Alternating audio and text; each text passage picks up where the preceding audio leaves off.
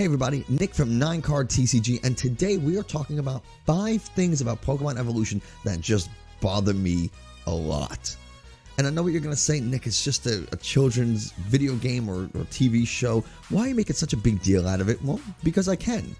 I've been playing Pokemon ever since Pokemon Red came out for the Game Boy Color, all the way in like 1997 or something like that, and I haven't stopped playing. But when you're a child, you don't really notice some of these biological aspects that don't make sense, but as I became more involved in science and started studying biology heavily, I started to really pay attention to some of these things. And maybe after watching this video, you'll look at evolution a little bit differently. Let's start with number 5. Pokemon that evolve from quadrupedal to bipedal, or vice versa. An example of that is Fennekin evolving into Braixen. Fennekin being 4-legged and Braixen being 2-legged means that there's going to be an enormous change in the anatomy of these Pokemon.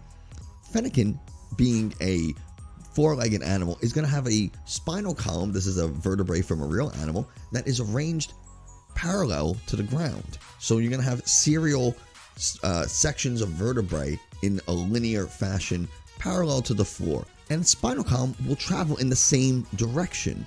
Braixen, on the other hand, will have a spinal column that's perpendicular to the ground, and its spinal cord will run vertical, which is a completely different orientation. It's 90 degrees different. I mean, that's a huge change.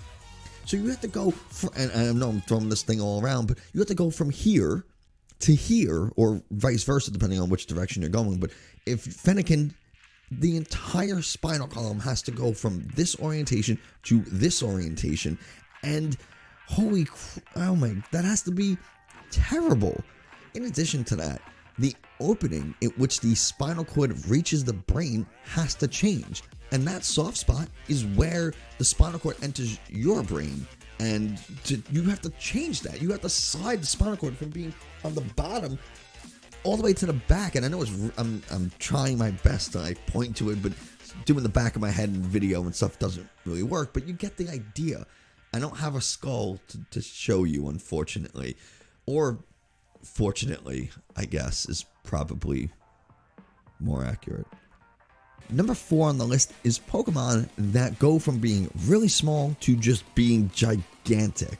And a good example of that is Magikarp into Gyarados. You can also make the argument for Dragonair into Dragonite, especially considering in some of the lore or in some legends in Pokemon, Dragonite is supposed to be massive. And I know when you see Lance using Dragonite, whatever, in the show, he's not that big, but there have been instances in Pokemon where Dragonite is the size of a tower, a lighthouse, if I remember correctly. Number 3 is Pokemon that gain random body parts. So an example of that could be Execute into Executor. Execute is just a bunch of seeds, and I know people think they're eggs, but they're actually supposed to be seeds. And they're seeds with faces, so go figure. But then they just grow into a giant tree with legs. And it's like, whoa, where did the rest of this come from? I understand the idea of seeds growing into trees and stuff, but it's like Pokemon that go from being tiny to huge. It's not an instantaneous process, right? If it would be more believable if Magikarp, as it leveled up, got a little bigger and a little bigger and a little bigger until it got to its final form at level 20 or whatever level Magikarp evolves.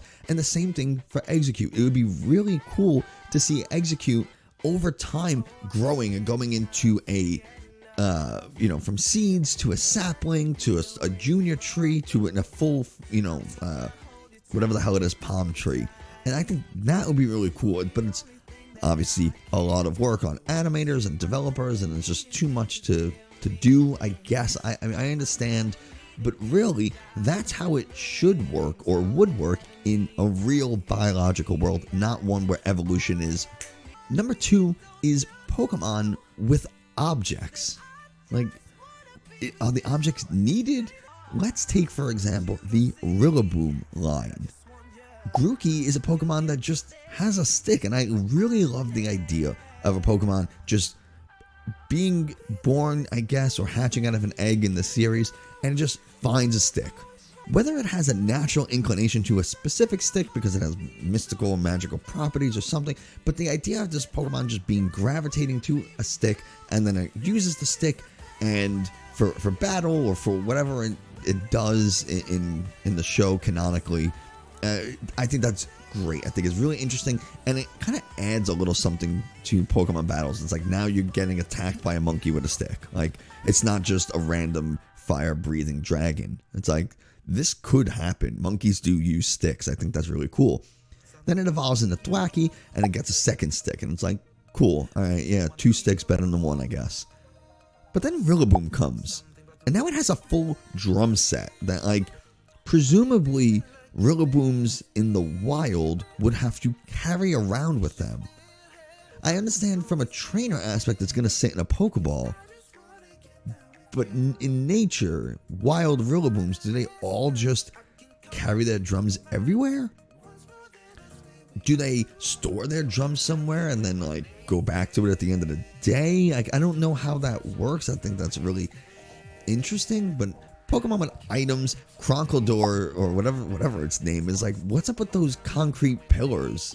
Like, do you need those to live? Do you need them to walk? Why do you have them?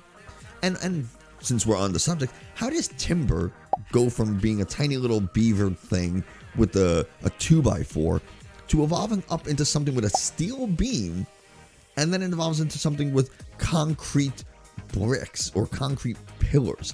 I mean, it goes from one 2x4 to one steel beam, which are nowhere near the same, to then having 2 concrete pillars. I mean, come on.